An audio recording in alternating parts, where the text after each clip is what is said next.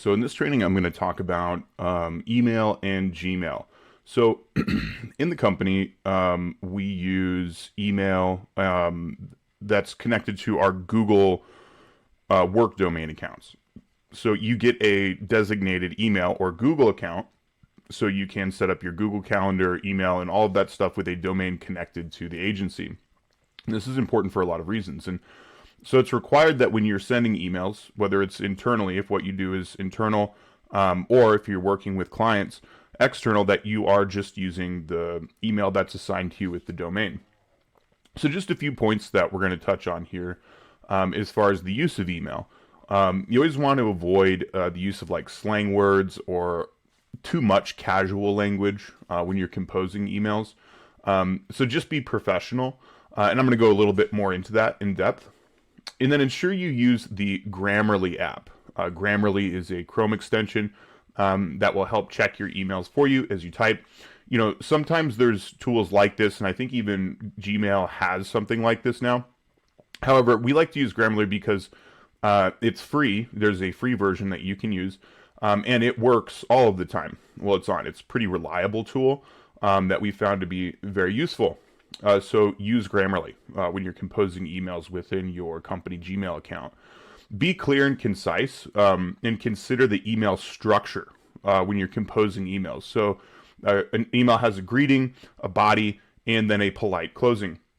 For some of you that are professionals, this might be something you're already familiar with, but I'm going to go into a few more things in detail with this in considering the structure as far as those different parts of the email that need to be considered.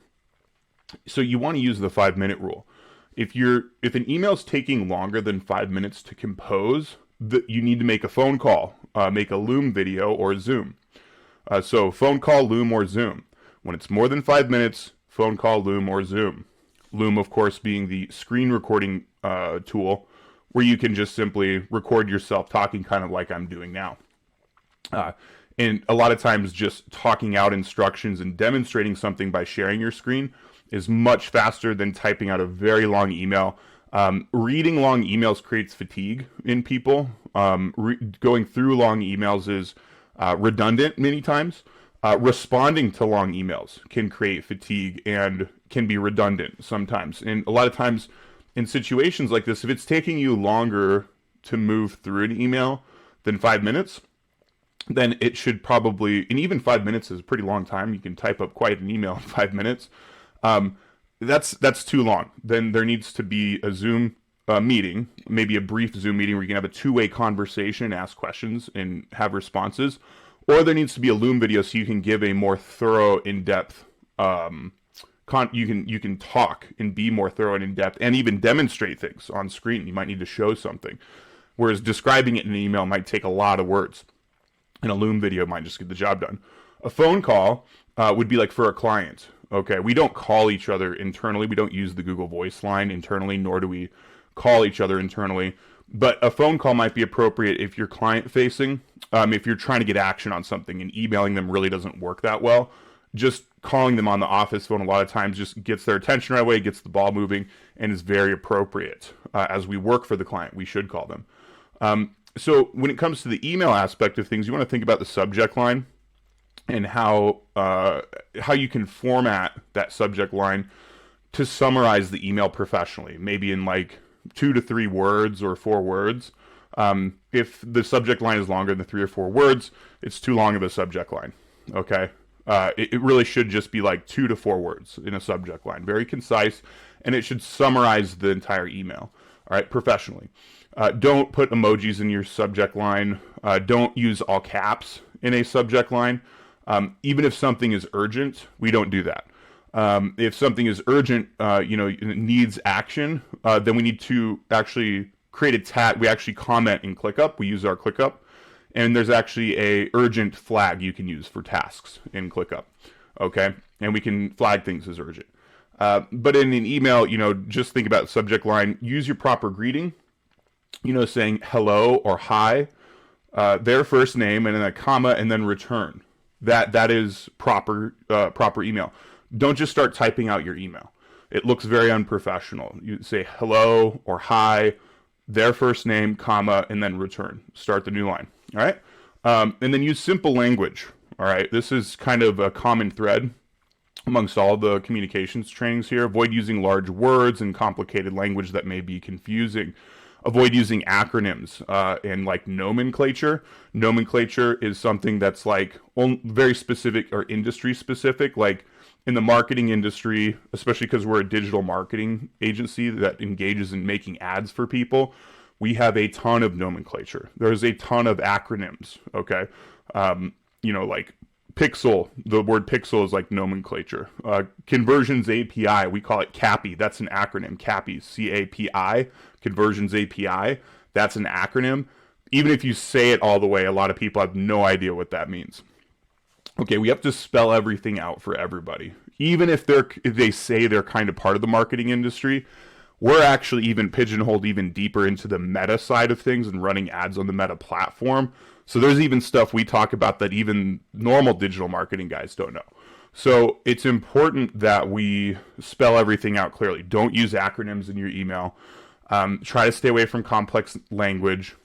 Like for example, let's say you're sending an email to a client talking about data tracking, right? It's better to say data tracking. We need to do technical setup for data tracking, Mr. Smith, versus Mr. Smith, I need access to your business manager so that I can set up CAPI. He has no idea what that means. Even if you said, I need access to your Meta business manager so I can set up Conversions API, he's just like, I don't know what that means. Okay, we don't want to do that to our clients. We want to be simple. Mr. Smith, I need a Zoom meeting with you so that I can set up your data tracking. Simple, right? Keep it in simple terms. That includes internally as well, because some of our technical people, like in creative side, our designers, they don't know, they might not understand what a reel is, right? We say, hey, we need this video formatted for reels. Okay, well, that's nomenclature. Reels is something specific to Facebook and Instagram. Not everybody actually knows about that. So you say, oh, okay, let's spell it out simply. I need this video under 1 minute formatted for a vertical video format. And then you give them the pixel dimensions, right? Okay, so you want to be simple and straightforward. Stay away from using acronyms and nomenclature because it makes for simpler explanations, not only internally, but with clients especially. When it comes to attachments and links, always be sure to explain attachments and links that are in your email. Don't just put an attachment in the email and then assume somebody's going to see the attachment. And don't just put a link in the email and assume that they will click on it. You have to explain these things, whether it's internally or externally. This is a professional step when sending an email. Attached, you will see that I have a document for your reference showing that this has been completed.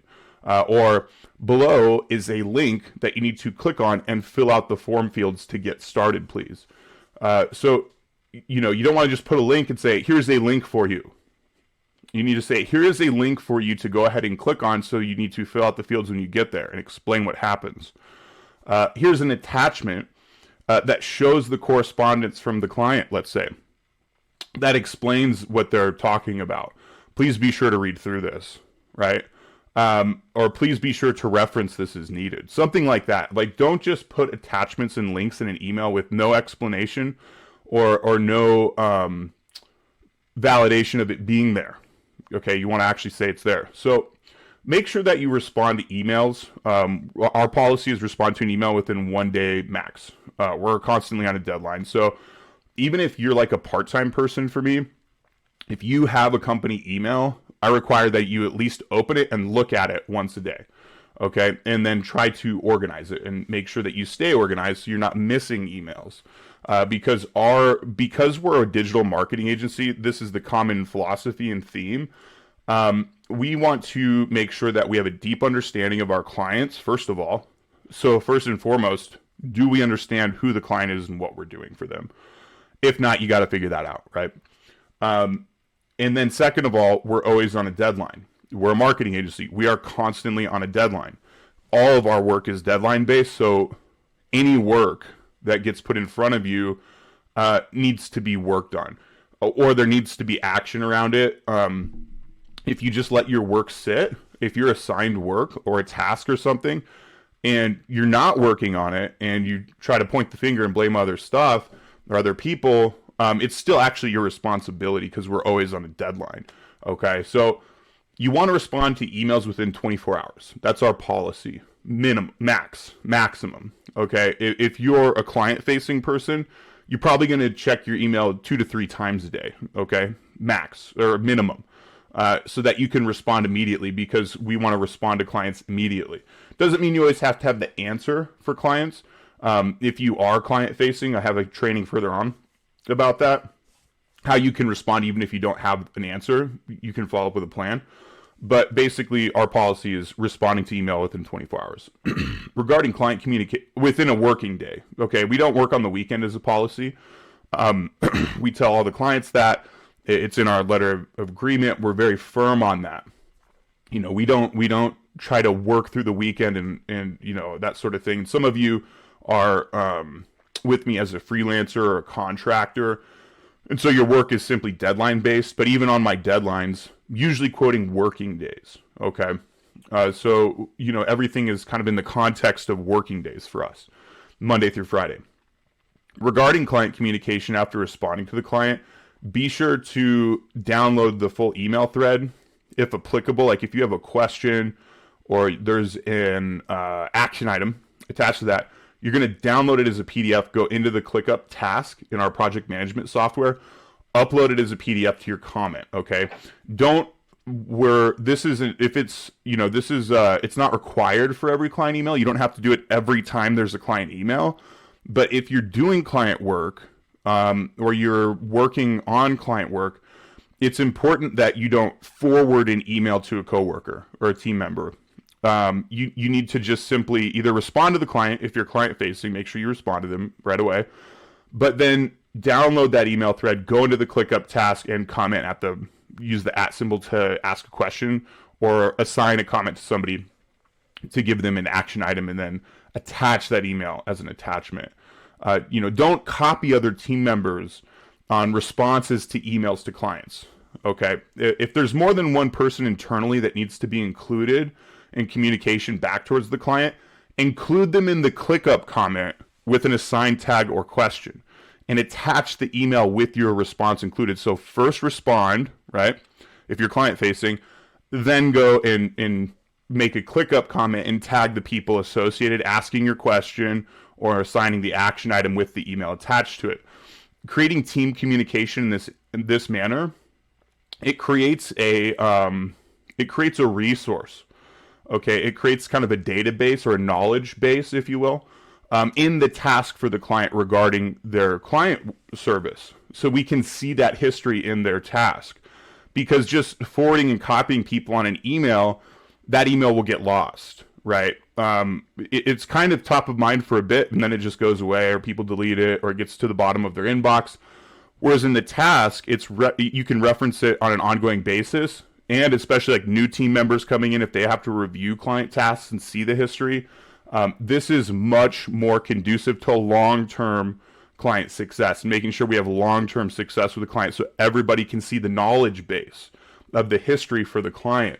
So as a policy, when we're doing things for the client, we're not doing it outside of the project management software, and we're not like working through email. Okay, we're not trying to do task work through email by forwarding emails to each other, copying multiple team members. We need to do it in the task for the client, and ensure, when you do respond to emails to the clients, ensure that you copy their team members. That's the only time you're going to be like copying people, when you respond to client emails.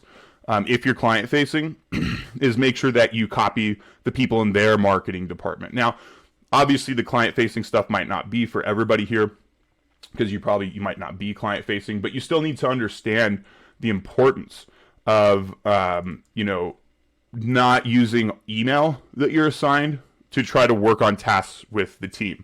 It needs to happen in ClickUp. All right. So internal use, basically the only time you're going to email internally that we should be emailing internally is to share general information that is meant for one-to-one communication, private communication outside of ClickUp where the team communication happens. Anything that's team-based happens in ClickUp, like in our team dash. Like we have a dashboard that's like a meeting room. It's a virtual meeting room where we can chat with each other. We do end of day reports there and that sort of thing. Or client work within a task. That's where the communication should happen for team, because then everybody can see it. There's a record of it, and it helps with teamwork, right? Internal email is for one-to-one communication, where you don't want the rest of the team seeing it, right? So these situations are usually related to compensation, complaints or concerns about other team members, or sensitive information that's like not meant for the rest of the team. That's really what internal email would be used for, generally speaking. But when it comes to client work or like teamwork, we never use email, like copying one another, whatever. It all has to happen in ClickUp. That's a policy. If you start doing that and you're corrected on it and you keep doing it, you're not going to be able to work on my team, because it creates too many problems for the client. It creates too many problems where now we're going out and looking for old emails to see what was said later on in the future. It actually creates more work in the future, because it's kind of a lazy way to just kind of forward communications and stuff.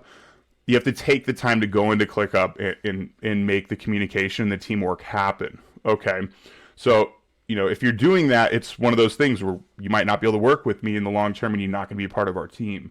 So make sure you pay attention to this. So don't send the task-specific emails.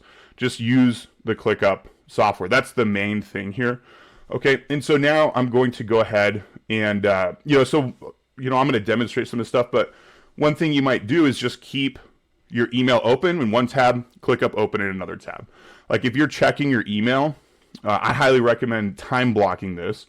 I don't think it's productive to just leave email open. I think it's actually better to schedule time blocks where you go in and check your email and handle the email, handle your emails, move on to another task. Okay, and you keep ClickUp open in another tab so that you can go into ClickUp and annotate the tasks, make comments and that sort of thing, push forward action items and tag people with questions and that sort of thing, and then go back to your email, and then either file away a reference email or delete it if it's not necessary anymore. You don't want to keep a bunch of emails in your inbox. I don't recommend this, okay? Some of you may have other practices for this, but I do have a brief training here where I'm just going to talk about how a very simple way that you can keep your inbox cleaned up. If you're using your inbox as a to-do list, where things come into your inbox and you leave them in there because you feel like it's something you have to do, that's bad, because it's going to get pushed down by other new emails, or you're going to have other emails coming in, and that's going to mess up your to-do list and how you prioritize things. It's better to go ahead and take an email that's something you need to do, instead of leaving it in your inbox. Go into the project management software, make a note, set a due date so you have a deadline to do it, and you have a record of it. It'll remind you. ClickUp will remind you. Go back, file that item away in your email, put it in a folder. You don't want to leave emails in your inbox.